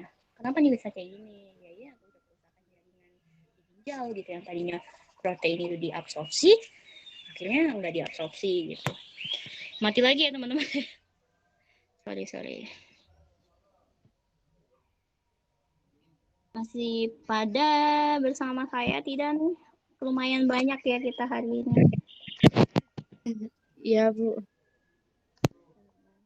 Tapi kalau diabetes itu dari dulu termasuk penyakit yang saya gimana ya, suka. Jadi makanya saya seneng banget nih, karena gizi itu pasti ketemunya tuh kalau nggak penyakit ginjal, penyakit DM gitu ya. Nanti kalian juga di rumah sakit juga pasti gitu, kalau nggak hipertensi, diabetes gitu ya. Nah, terus di retinopati gitu ya. Retinopati itu terkait sama mata gitu. Mungkin kalian belum tahu gitu ya, mata itu termasuk jaringan yang banyak banget dilalui oleh darah gitu atau pembuluh darah gitu ya. Terus kayak makanya kalian kalau bisa ngeliat tuh kayak di mata kalian tuh ada semacam pembuluh-pembuluh darah kecil-kecil gitu ya. Nah, itu kenapa juga di dalam orang-orang diabetes itu terdapat retinopati gitu ya. Ketika tadi sama aja kayak di neuropati gitu. di ujung-ujung atau di mata kita itu juga akan rusak ketika darah yang seharusnya tidak terlalu sadah akhirnya sadah gitu, merusak jaringan di dalam si retina kita gitu ya. Itu bisa menyebabkan kayak vitreous humornya tuh rusak gitu, ada edema atau ada hemoraginya gitu ya. Akhirnya kadang-kadang kalau di penderita diabetes tuh pandangan menjadi kabur gitu ya, kayak semacam minus gitu atau plus gitu ya, padahal itu bukan karena korneanya atau lensa kita yang salah, cuma emang karena jadi gimana ya, karena rusak akhirnya si retina itu tidak dapat menangkap cahaya yang seharusnya sebanyak itu gitu, makanya akhirnya jadi ngeblur gitu ya pandangannya gitu. Itu salah satu manifestasi lagi tuh retinopati gitu ya. Jadi tambah lagi tuh gejala. Tadi banyak banget ya, ada poliuri, polifagi, polidipsi, BB turun, lemes, tambah lagi pandangan kabur gitu, udah termasuk gejala-gejala yang umum gitu. Nah, ini kan tadi masuk ke vessel disease ya, ibaratnya penyakit di pembuluh darah gitu ya. Ternyata juga bisa menyebabkan cancer gitu ya, kanker gitu ya. Itu udah manifestasi paling ujung lah ibaratnya kalau kanker tuh ya. Sama aja kalau kita makanan kita tidak jaga, lifestyle kita tidak dijaga, itu bisa menyebabkan kanker gitu. Ada yang bilang kanker itu semua orang tuh punya kanker gitu ya, tergantung kita lifestyle kayak gimana. Karena pada dasarnya cancer itu cuma semacam pembelahan dalam sel gitu ya, pembelahan di dalam tubuh yang tidak sewajarnya. Akhirnya terjadi penumpukan sel-sel yang tidak sewajarnya. Kalau gampangnya itu ya, seharusnya di dalam tubuh itu ada si pencegatnya gitu atau posapamnya. Kalau misalkan sel tubuh kita udah cukup, ya udah sel itu sel itu akan berhenti memperbanyak gitu ya. Tapi kan kalau cancer, oh udah cukup nih, seharusnya selnya nggak perlu ditambah lagi, cuma kan ada kerusakan bariernya itu akhirnya diproduksi lagi akhirnya cancer. Nah, sama aja kayak di diabetes gitu ya, karena tadi bisa berhubungan dengan insulinnya gitu ya, insulinnya terlalu banyak, cuma karena memang merasa sel-selnya tidak tercukupi gulanya, akhirnya dia tambah lagi, terus bisa jadi juga karena apa itu namanya tadi berhubungan sama kadar gula di dalam darah yang terlalu sadar gitu, akhirnya merusak beberapa jaringan, sama aja seperti itu. Jadi bisa masuk ke kanker hati, kanker ginjal gitu ya, kanker urin juga, karena banyak kan tadi manifestasinya yang bisa kalian tahu gitu ya, ada protein urin, ada yang lainnya gitu ya, ada juga colorectal cancer usus besar gitu ya, jadi kalian bisa baca sendiri ya. Ini baru metabolismenya gitu ya, masih banyak lagi nih. Nah, manajemen diabetes tipe 2-nya itu ada kendali glukosanya gitu ya, manajemennya ya ini. Jadi gimana caranya kita merubah atau kayak preventifnya, bukan kuratifnya ya, kuratifnya ketika seseorang sudah terkena DM gitu ya, gimana kita mengendalikan glukosanya gitu dengan diet, gaya hidup sehat gitu, yang tadinya sedentary lifestyle kita jadikan healthy lifestyle gitu. Terus gimana latihan jasmaninya, terus nanti kalau misalkan dia dikasih terapi obat, apakah obatnya hanya obat oral atau harus insulin, dan nanti kaitannya insulin dengan asupannya, nanti kalian harus tahu itu. Nanti apakah ada komorbidnya gitu, apakah ada komplikasinya gitu. Komorbid itu penyakit lainnya gitu ya, kalau kalian nanti dibaca, oh ini pasti ada komorbidnya enggak, oh, ada nih dok, komorbidnya dia dengan DM gitu. Jadi bukan cuma mungkin pasien datang dengan cepalgia gitu ya, atau cuma sakit kepala gitu, nanti kalau ditanyain ada komorbidnya enggak perawat gitu, oh ada dok, komorbidnya dengan DM, pasien dengan DM, jadi cepalgia dengan DM atau cepalgia dengan hipertensi. Nah, sama aja kayak diabetes doang atau ada penyakit lainnya nih, oh ada nih kelainan komorbidnya, dislipidemia, hipertensi, obesitas, penyakit jantung, itu kan harus assessment tuh gitu. Jadi peneliti bisa tahu pengelolaan komplikasinya. Oh, komplikasinya harus diapain nih? Kalau dia dengar retinopati harus apa, nefropati harus apa, neuropati harus apa, dan lainnya gitu ya. Mungkin nanti di sini kita lebih fokus ke gizinya. Gitu. Nah, ini faktor-faktor yang mempengaruhi DM tipe 2. Tadi banyak banget yang udah saya jelasin itu dari metabolismenya. Nah, sekarang faktornya apa sih? Selain dari ini ya, yang A dulu dah. A dulu itu, ini kalau saya Zoom gini, kalian ikut ke Zoom nggak? Ikut Bu nge-Zoom. Nah, yang pertama ya, lifestyle ya. Lifestyle. Pasti hubungannya dengan stres oksidatif. Nah, stres oksidatif di mana-mana iklan pasti mengurangi stres oksidatif, mengalami stres oksidatif, minum vitamin C oksidatif gitu ya. Itu nanti kalian bisa belajar sendiri ya stres oksidatif yang bisa saya jelaskan ya. Itu pokoknya udah ngerusak badan lah ibaratnya. Berarti harus stabil tapi tidak stabil. Nanti kalian bisa baca stres oksidatif gitu. Jadi kalian kalau lihat iklan tuh harus tahu, oh stres oksidatif kayak gini ya. Nah itu nanti kalian di dunia kesehatan tuh pasti mendengar stres oksidatif gitu ya. Nah, DM tipe 2 itu kebanyakan itu dengan lifestyle gitu. DM tipe 2 ya. Misalnya dia konsumsi alkohol atau dia sedentary lifestyle gitu kan, hidupnya malesan, mageran, kayak 5L gitu ya, lelah lesu lunglai gitu ya. Belum DM tapi udah lelah gitu. Merokok, apa obesitas juga gitu, makanan tidak terkontrol gitu ya. Itu nanti juga kayak smoking gitu ya, merokok, ada zat-zat tertentu yang menyebabkan stres oksidatif yang akhirnya merusak jaringan gitu ya kan, akhirnya menyebabkan DM gitu. Nah, jadi kalau DM tipe 2 dia lebih ke gen ya. Ada susceptibility loci itu nanti masuknya nggak usah jauh-jauh deh kalian, nanti itu udah susah banget ya. Intinya tuh kalau DM tipe 1 kan tadi genetik ya. Nah ini berhubungan sama gennya juga gitu, kromosom atau loci di dalam kromosomnya itu. Banyak banget itu ada IR1 tapi saya nggak terlalu menjelaskan detail lah untuk kalian. Nanti ada lagi konsumsi vitamin gitu ya. Ini terkait dengan vitamin D sama vitamin K gitu nanti. Kalian bisa baca sendiri lagi nih, ada intinya kalau kalian pengen lihat. Ini nggak bisa saya jelaskan, waktunya juga semakin menipis ya. Jadi kalian ini sudah saya cantumkan sumbernya kalau misalkan emang pengen baca-baca lagi atau ingin meningkatkan tentang pengetahuannya gitu ya. Maksudnya kalau misalkan lebih ke metabolismenya atau faktor risikonya tadi sudah saya jelaskan sebelumnya gitu ya.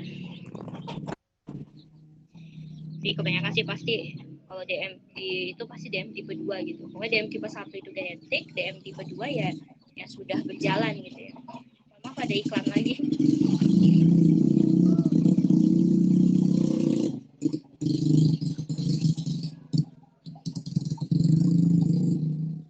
Oke, sudah tadi ada iklan sebentar ya teman-teman.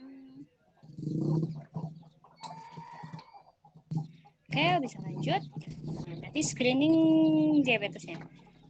Jadi kalian bisa lihat nih screening diabetesnya ibaratnya ya. Oh ada kecenderungan kan nih dia overweight gitu. Pasien datang gitu ke IGD. Kalian pengen screening gitu. Pasti ditanyain gini, Bu ada riwayat diabetes enggak gitu ya. Oh enggak, saya sudah diabetes 3 tahun, saya sudah diabetes 5 tahun. Habis itu kalian apalagi nih yang harus dilihat gitu kan. Oh dia overweight apa enggak dari berat badannya. Oh apakah dia apa sih namanya, ada tadi riwayatnya, nanti historinya makannya seperti apa gitu-gitu ya. Oh apa usianya sudah melebihi berapa gitu kan. Nanti kan usia terkait sama tipikal diabetesnya. Tapi yang paling penting itu pasti nanti kalau masuk IGD dicek lab kan ya. Jadi oh apakah kadar gulanya normal gitu. Nanti kalian bisa lihat lagi. Dan screening ini di beberapa rumah sakit beda-beda tergantung tools apa yang mereka gunakan. Gitu. Lihat pas prakteknya gitu ya. Lanjut diabetes assessment datanya ya. Assessment yang tadi sudah saya jelaskan gitu kan. Kalian lihat nih umurnya berapa, laki-laki atau perempuan, terus education levelnya seperti apa, level pendidikannya gitu. Kalian harus tahu nih level pendidikannya masing-masing ya. Jadi jangan kira level pendidikan tuh sangat mempengaruhi ketika kalian konseling sama menjelaskan ke pasien gitu. Jadi kalau misalnya udah sepuh, sudah tidak bisa mendengar gitu ya, terus apalagi tidak mengerti tentang baca membaca, atau kan nggak mungkin kan kalian membawa konseling terus membawa leaflet atau booklet terus dengan cara membaca ketika orang itu tidak membaca gitu ya, tidak bisa membaca gitu ya. Nah, itu kalian harus tahu juga itu level pendidikannya seperti apa. Apakah ada keterbatasan geraknya atau physical inability atau mobilitasnya seperti apa gitu. Nanti riwayat medisnya terkait gizinya gitu kan. Apakah ada sebelumnya ada diabetes atau pernah melakukan prosedur operasi enggak nih? Kayak misal dia udah gangre terus akhirnya diamputasi gitu ya. Nah, ada. Nah, kalau misalkan memang udah ada riwayat seperti itu kan kalian harus hati-hati. Ekonominya gitu ya. Bisa kalian lihat sendiri. Apakah dia punya orang kaya gitu yang akhirnya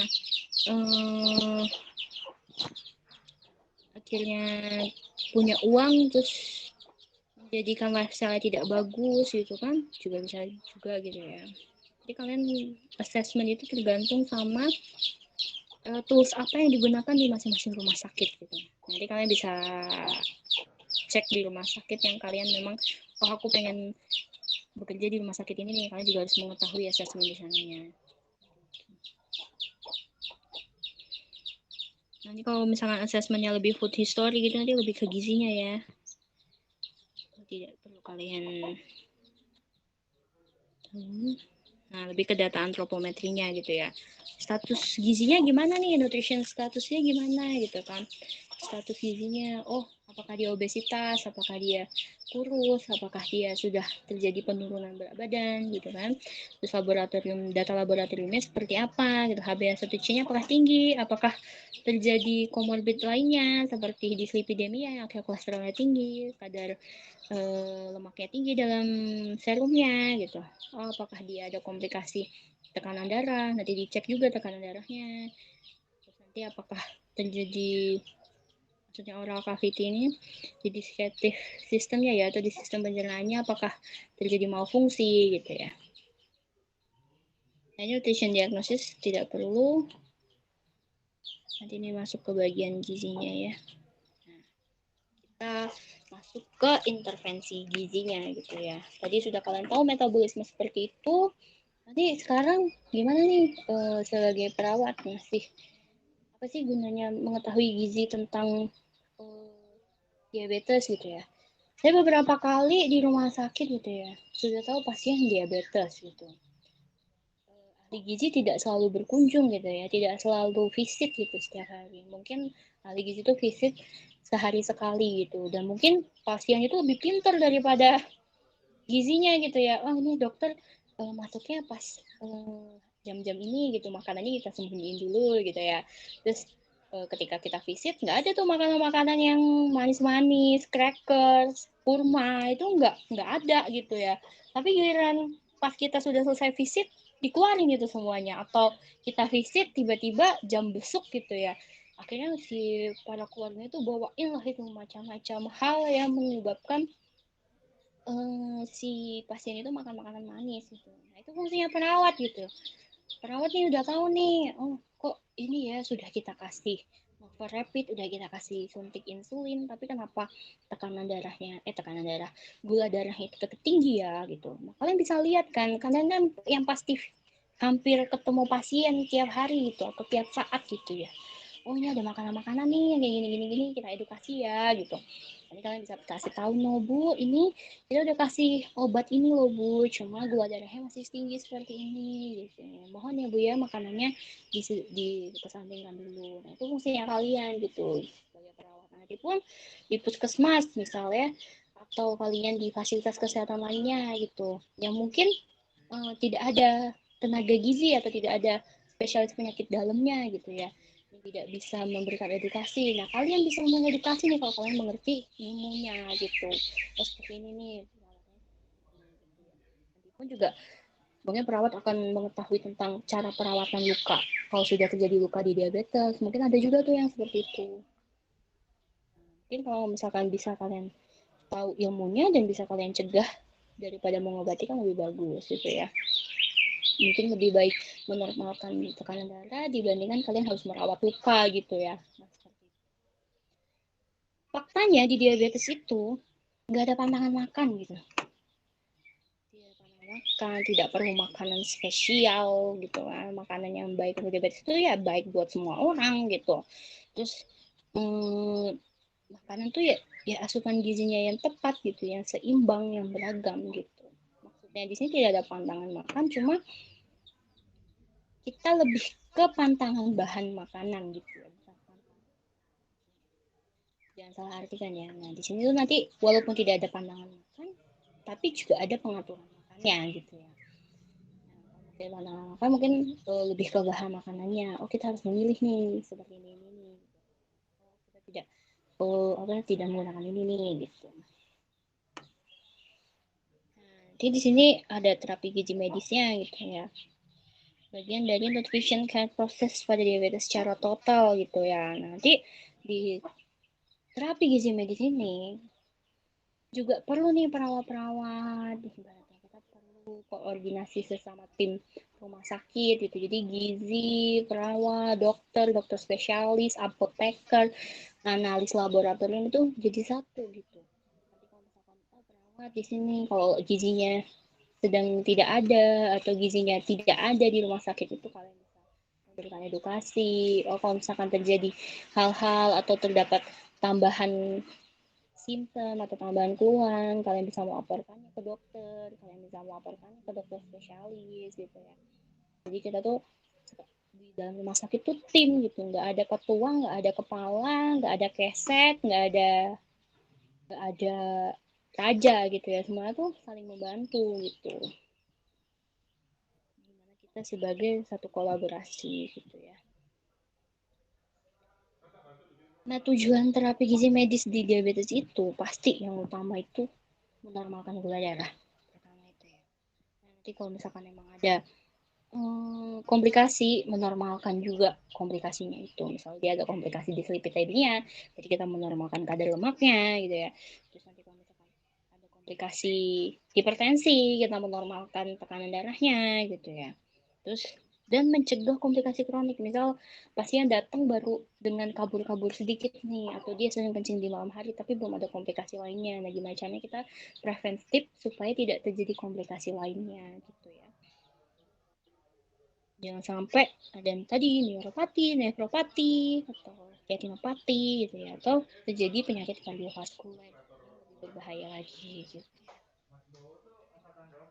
Nanti akan ada meningkatkan kesehatan gitu melalui pemilihan makan atau aktivitas fisik gitu ya, kalau sebagai preventifnya gitu ya.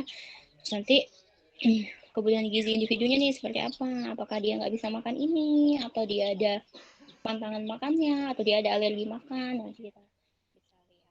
Nah, biasanya di screening awal rumah sakit, nanti screening gizi pun juga masuk ke dalam screening awal pas perawat di UGD gitu ya. Jadi nanti screening awal ya, kayak misalkan berat badan, tinggi badan, terus asupan makan, berat badan, alergi, sama riwayat penyakit. Itu nanti dilakukan oleh si perawat UGD-nya gitu ya. Nanti kita saya sebagai ahli gizi juga meminta bantuan kepada rekan sejawat yang nantinya kalian mungkin jadi perawat untuk melakukan bagian-bagian screening gizi tadi gitu. Oke, kalian harus mengerti gitu ya. Oh, ini pasien dengan riwayat diabetes mellitus. Apa yang perlu ditanyainya? Mungkin nanti ada toolsnya ya, ada semacam pertanyaannya atau alatnya sudah ada di rumah sakit. Tapi kan kalian harus ngerti. Oh, gunanya ini tools tuh untuk ini loh gitu. Jadi kan kalian ngerti. Nah, ini goals-goalsnya ya ibaratnya ya. Gula darah postprandialnya, fasting puasa ya ibaratnya, gula darah puasa yang 90 sampai 130, HbA1c di bawah 7, atau postprandialnya 180 gula darahnya, tekanan darahnya segini. Ini goalsnya yang menurut American Dietitian Association gitu ya. Nah ini strategi perencanaan makan. Kalau misalkan kalian nanti ketemu pasien terus kalian tanya-tanya, kalian nggak nol banget nih mengetahui makanan tentang untuk diabetes gitu ya. Nanti timingnya seperti apa tergantung sama tipe-tipe DM-nya gitu kan. Ada DM tipe 1, DM tipe 2, atau DM tipe 2 yang obes, ada yang non obes, ada gestasional diabetes. Nah, gitu. Yang paling penting itu apa gitu? Apakah timing makannya, waktu makannya, apakah asupan dalam hariannya, ataukah harus kita modifikasi nih lemaknya gitu. Ini intervensi gizi lebih ke gizinya ya. Nah, ini diet DM nih yang kalian harus tahu. Nah, mungkin nanti di beberapa rumah sakit ya kalian harus tahu nih. Kadang-kadang saya juga menemukan perawat yang masih unyu-unyu, yang masih baru banget kerja di rumah sakit gitu ya. Jadi nggak ngerti nih tentang manajemen pelayanan makan di rumah sakit gitu. Sebenarnya teman-teman ada rombongan ayam yang berisik sekali tadi. Iya Bu, nggak apa Bu. Apakah masih itu putus-putus nggak? Iya Bu, suka putus-putus soalnya. Oke, nanti kalau putus-putus bilang aja ya. Sekarang masih putus-putus nggak? Enggak Bu. Oke. Nah, kalian harus tahu nih ya. Di rumah sakit itu kadang-kadang tidak membedakan, bukan tidak membedakan ya. Dari bentuk makanannya itu sama untuk semua pasien gitu ya. Bahkan saya pernah nih sebagai ahli gizi ditanya oleh perawatnya, Bu, kok ini dia pasien diabetes loh, kenapa dikasih ini ya gitu ya. Kenapa sama makanannya? Padahal itu makanannya itu berbeda gitu. Mungkin dalam bentuknya sama nih, bubur kacang hijau gitu. Nah, bubur kacang hijau, tapi si perawat itu tidak mengetahui, oh ternyata bubur kacang hijau yang saya berikan untuk pasien diabetes itu menggunakan gula diabetes atau tidak menggunakan gula sama sekali gitu ya. Jadi nanti di setiap rumah sakit itu beda-beda gitu. Oh dia sop nih untuk menderita diabetes. Oh tidak menggunakan gula. Kadang-kadang sop yang di sini kasih gula atau mau diabetes dengan hipertensi gitu ya. Sama menunya sop sama gitu. Cuma kalau kalian rasakan itu beda gitu. Yang satu hambar, yang satu enak gitu. Makanya untuk kayak ibu-ibu melahirkan itu kan tidak ada pantangan ya ibaratnya kalau di rumah sakit ya untuk makanannya gitu. Itu sama dengan yang kita kasih dengan diabetes dalam hal bentuknya gitu. Tapi kalau misalkan porsinya mungkin lebih kecil atau dia ada rasanya atau tidak ada rasanya, kalian nanti bisa cek dah di beberapa rumah sakitnya mungkin kalian akan praktek. Jadi jangan heran gitu ya kayak ini kok sama aja sih itunya gitu. Padahal kalau kalian rasain itu nggak ada rasanya gitu kalau biasanya untuk diabetes hipertensi gitu. Nah kalau untuk konsensus balik lagi ya ke DDM ya. Nanti kalau misalkan kalian mau mengecek ya atau melihat atau bukan melihat menghitung kebutuhan energi itu ada yang namanya rumus Harris Benedict gitu. Ada rumus untuk menghitung kebutuhan kalori harian gitu ya. Ada yang Harris Benedict, ada Mifflin, ada rumus Schofield, jadi tergantung si pasiennya, tergantung usianya gitu ya. Nah, kami kadang-kadang kalau misalkan untuk dewasa normal atau dewasa tidak sakit itu biasanya kita pakai Harris Benedict gitu. Nah, kalau misalkan di diabetes itu kita menggunakan konsensus per Kenny gitu. Dimana kalau perempuan itu kita pakai 25 kilokalori per kilogram berat badannya gitu ya. Nah, apabila dia ada obesitas menggunakan berat badan ideal gitu ya. Nanti 25 kilokalori itu kita hitung menurut berat badannya kan kita akan tahu tuh berapa kilokalori yang dia butuhkan per harian. Nah, itu pun nanti kalian bisa gunakan gitu ya untuk kalian diri kalian sendiri gitu. Kalau untuk Harris Benedict atau Mifflin, kalian bisa cari tuh di website banyak, di Google banyak gitu ya cara-caranya bisa kalian bisa konsumsi kalian sendiri juga gitu. Tapi kalau terjadi itu lebih ke diabetes gitu ya. Nah, nanti dari total harian kalori itu butuh karbohidratnya itu nanti 45 sampai 60% dari kalori yang sudah kalian hitung. Oh, mungkin sudah dihitung 2000 kalori nih.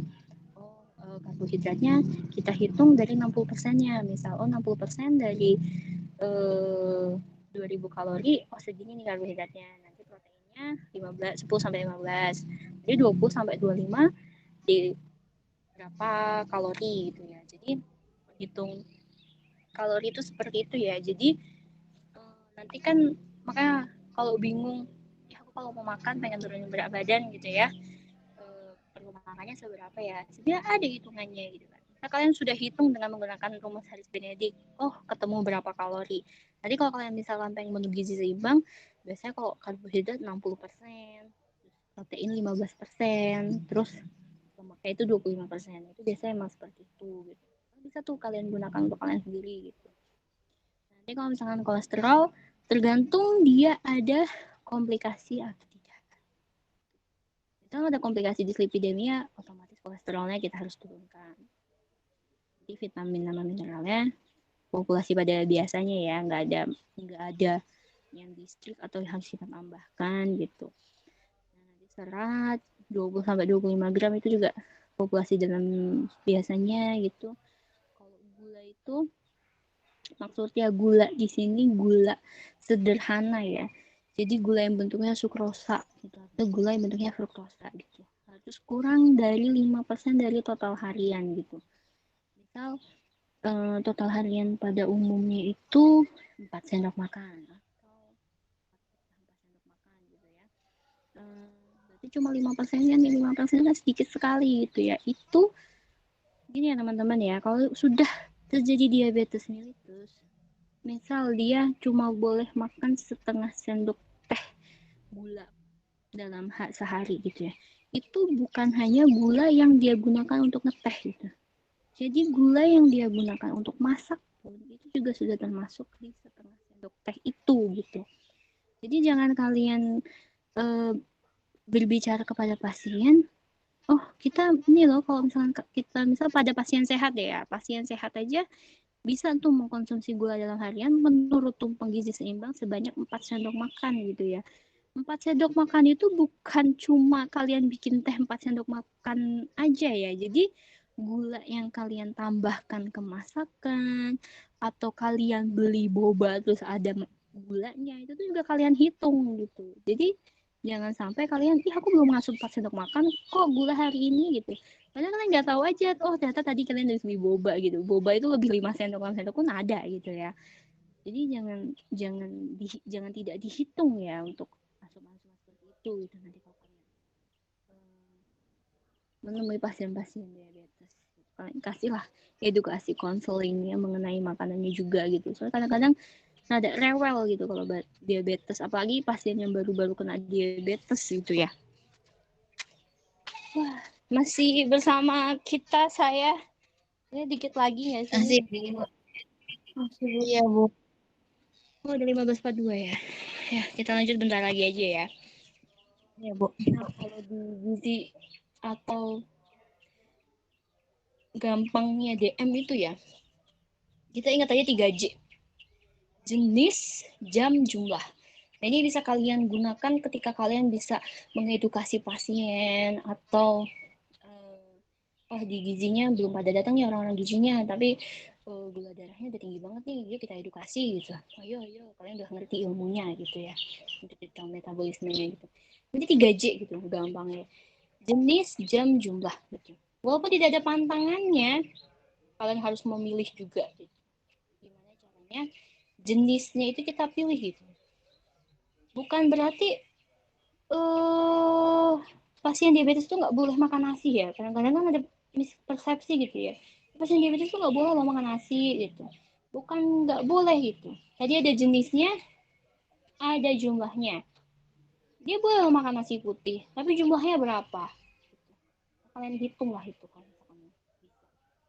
Atau nanti jenisnya kita ganti gitu. Yang tadinya cuma nasi putih, oh kita ganti nih yang lebih berserat gitu. Kan kalau lebih berserat, nanti bisa delay absorpsi gula di dalam sistem pencernaan ke dalam peredaran darah gitu ya. Jadi kita ganti tuh nasi yang memiliki indeks glikemik yang kecil gitu ya.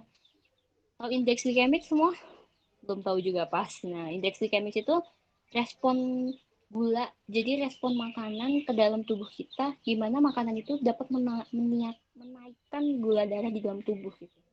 Nah, biasanya mungkin nasi putih lebih memiliki indeks glikemik yang lebih tinggi dibandingkan nasi merah gitu ya. Oh gimana jenisnya kita ganti nih, yang tadi nasi putih kita ganti nasi merah. Yang mungkinnya tadi dia makan kentang, kita ganti nih mungkin makan sukun yang lebih indeks glikemiknya lebih rendah gitu ya. Kalau indeks glikemik yang tadi sudah saya jelaskan ya, respon sebuah makanan yang bisa menaikkan kadar gula darah kita gitu ya. Jadi kalau indeks glikemiknya rendah, otomatis gula darah kita juga naiknya juga tidak terlalu cepat gitu ya. Kita ganti kentang menjadi sukun kah, nasi putih kita ganti nasi merah kah gitu. Jadi nanti kadar gula darahnya tidak naik secara cepat gitu, secara tragis ya gitu. Nah, jumlahnya dan jamnya. Nah, ini nih jam yang paling penting ini ya. Kadang-kadang ya saya suka sebel nih sama orang yang masih sehat pun juga rada sebel nih dengan jam makannya mereka. Pagi kalian nih calon-calon mahasiswa bergadang dengan segala penuh ibaratnya tugasnya ya gitu ya. Akhirnya apa? Melewatkan makan.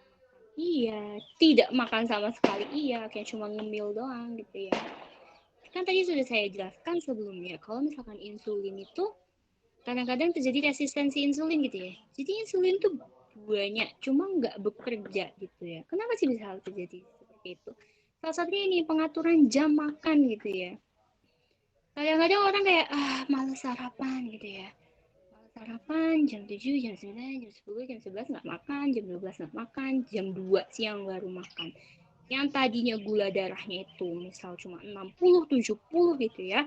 Terus tiba-tiba dibanting itu pas jam 2 siang dia makan satu piring makan nasi padang gitu ya, langsung naik 150, 180 gitu ya. Nah, yang tadinya udah rendah banget, naik banget, rendah banget, naik banget. Ya, akhirnya insulinnya capek. Udah gue capek, males ngeladenin lo gitu. Akhirnya yaudah, rusak lah tuh insulin gitu ya, resistensi lah tuh insulin. Akhirnya jadilah diabetes gitu. Makanya kenapa jam ini sangat penting gitu ya di pengaturan makan pasien diabetes gitu. Karena kenapa menjaga stabilitas si gula darahnya itu, si insulinnya itu. Jadi insulinnya tuh tetap kadarnya seperti itu. Gula darah di dalam tubuh tuh segitu-segitu aja gitu. Jadi nggak naik nggak turun gitu kan. Kalau misalkan insulin tuh kayak ya udah jaringan di tubuh kita tuh juga bisa capek loh teman-teman gitu ya. Kadang-kadang makanya kadang-kadang sampai ada yang pingsan, kadang-kadang ada yang sampai gemeteran gitu tuh contoh-contoh sel-sel dalam tubuh kita tuh juga capek. Jadi bukan kalian doang yang capek gitu, sel-sel tubuh kalian tuh juga capek gitu ya. Jadi kadang-kadang gula darah rendah banget, banget, banget, banget, tiba-tiba makan nasi padang yang benar-benar tinggi-tinggi banget gitu ya. Dia capek, resisten, kayak diabetes gitu.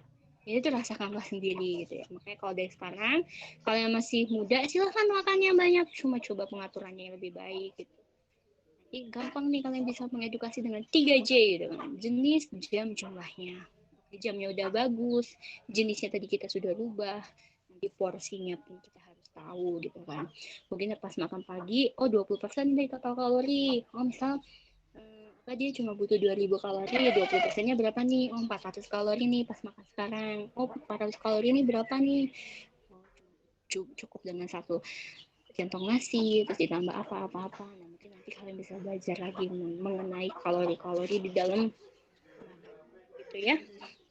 Nah, biasanya kalau di jam-jam yang paling gampang itu untuk pasien diabetes itu 3 kali makan besar, 2 kali selingan gitu ya. Jadi makan besarnya, mengatasi si polifagi itu nih. Jadi makan pagi nih kita start jam 7. Nah, nanti selingan jam 10, makan siang jam 12. Nah, diseling lagi jam 3 sore, nanti makan lagi jam 6 sore makan besar. Jadi 3 kali makan besar, 2 kali selingan. Menjaga si gula darah normal, juga si polifaginya juga. Jadi gampang kok teman-teman kalau misalkan untuk diabetes gitu ya. Untuk penggizi seimbang sama lah. Untuk itu ya. Mungkin segini dulu aja ya, sudah 15.40. Nanti mungkin akan saya share ini PPT-nya, tapi tolong diingatkan lagi karena suka lupa gitu. Mungkin ada yang mau ditanyakan dulu nggak sampai sini? Tadi yang mau nanya yang ini Bu, apa sih Ya. namanya? Yang ibu hamil, kenapa bisa kena diabetes? Apa setiap ibu hamil kena diabetes? Apa cuman maksudnya nggak semua gitu? Oh, kalau untuk metabolismenya nanti kalian bisa cari sendiri ya, itu nanti bisa memakan waktu lama. Cuma kalau misalkan apa sih namanya? Apakah semua ibu hamil akan terjadi diabetes gestasional? Enggak sama sekali gitu ya. Jadi tergantung nanti sih kondisi ibu hamilnya gitu. Apakah memang ada polifagika. Jadi kalau emang diabetes emang ibu hamil kan banyak banget itunya ya, banyak banget perubahan hormonnya, perubahan metabolismenya gitu ya. Nah, yang menyebabkan nanti dia hiperglikemi gitu. Nah, sebenarnya kalau misalkan ditanya semua apa akan mendapatkan diabetes, enggak. Jadi kadang-kadang ada beberapa dia ibu hamil yang hanya mengalami hiperglikemi aja gitu, nggak sampai diabetes gitu. Cuma nanti hiperglikemi itu atau diabetes gestasional itu akan menurun ketika sudah melahirkan gitu. Nanti untuk lebih umumnya akan saya jelaskan di minggu depannya lagi aja ya, atau kalian nanti bisa cari-cari lagi gitu. Ya, Bu. Makasih, Bu. Ada lagi? Enggak, Bu. Oke. Siti Sarah juga udah enggak. Pak Alif sudah 15.40, ini 15.50 malahan, mohon maaf.